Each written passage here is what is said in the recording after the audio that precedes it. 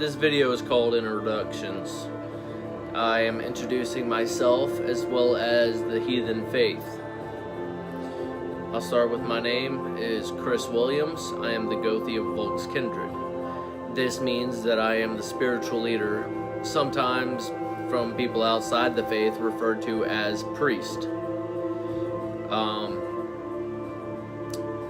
And it wouldn't be an incorrect reference. I am in charge of, spiritual practices as well as moral ideology and ceremonial duties. And these are all pertaining to the heathen faith. The heathen faith, most easily defined as a Norse pagan faith. What that means is we are an ancient practicing faith from the Scandinavian peoples or the North Germanic peoples. We honor a plethora of gods and goddesses, often referred to as the Aesir, the Vanir, and in some rare cases, Jotun. You hear a lot of different terminology when looking into the heathen faith. You hear Asatru, Odinist, Thorsman, even some Lokians. All this is different ideologies, different practices within the same family of faith. None of these are technically incorrect. They're just different practices. It'd be like the differences between Protestant and Baptist. They're still Christian faiths, however, they have different ideological practices. Now, to further explain what the heathen faith is, I'm going to say both what it is and what it is not. What it is, as I've previously stated, a pagan faith. We honor a number of gods of the Norse pantheon, and we also honor the spirits of the land and our ancestors. So there's elements of ancestor worship, and there's elements of shamanic practice in our faith. What it is not is a glorification of the Viking way of life.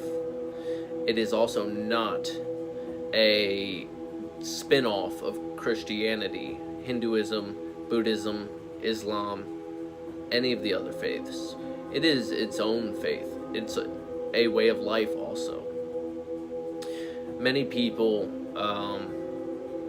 will argue that this is not a faith, it is a way of life. And to them, I don't have much disagreeing argument with it. Because what is a person devout in a faith do? They live by that faith, and it becomes a way of life. Now, I refer to myself and my kindred as heathen. That is primarily because we worship, or honor more accurately, Odin, Thor, Frey, Frigg, Skadi, and many others. Not all of these are Aesir. Somebody who is Asatru would only honor the Aesir. Somebody who's Odinist would primarily honor Odin. And somebody who's a Thorsman would primarily honor Thor, and a Lokian would primarily honor Loki. You see the gist. By and large, though, there's a lot of misconception in the population, especially here in America, of people who don't understand or have preconceived notions of what a pagan faith is.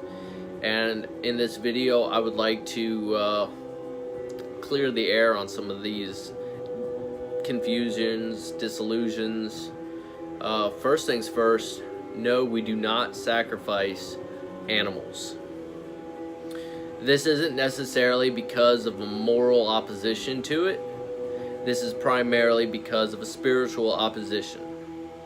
in that we don't have animals that are worthy sacrifices.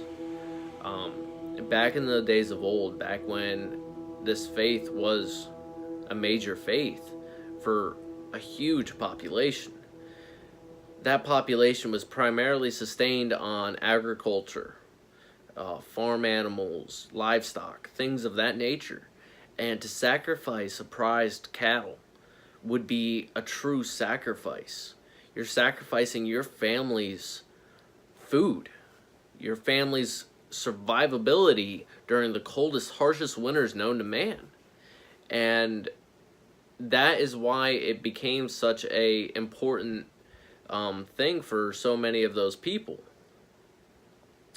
Now, I'm going to further express that we do sacrifice or make offerings, but we do it in a modern sense. As I've said, in modern society, as opposed to ancient society, we're not a heavily based agricultural society where we survive on the food and the livestock that we grow. We buy most of our stuff from grocery stores, but we do still have prized possessions. One of my prized possessions that I most recently sacrificed or offered was a prized pelt. I had a strong attachment to this pelt. I did not want to give it up. That is the definition of sacrifice. Something you really don't want to go without. Something you don't want to have to give up. So in that sense, we do sacrifice, but it's not the way it used to be. Some of the other things are, depending on who you talk to, I've been asked if we worship Satan. Absolutely not. We actually don't even believe in Satan. He doesn't exist. That's a different faith. That's a different practice. Why would we worship or honor a god or a deity or a being from any other walk of life? That would be like a Hindu honoring Satan. It just doesn't jive. Some people will assume that we practice magic. And really that depends on your definition of magic. Now, I hate to break it to any of you who came to this video with the notion that maybe this faith has magic and we can shoot fireballs from our fingers. No, we cannot. There are different elements of what some would refer to as magic in our faith, but it is not as the media portrays it. I'll cover that in later videos. But for now, as I said, my name is Chris Williams. I am the Gothi of Volk's Kindred, and we are a heathen community. If you liked this video, please subscribe and leave comments in the comment feed. See y'all next time.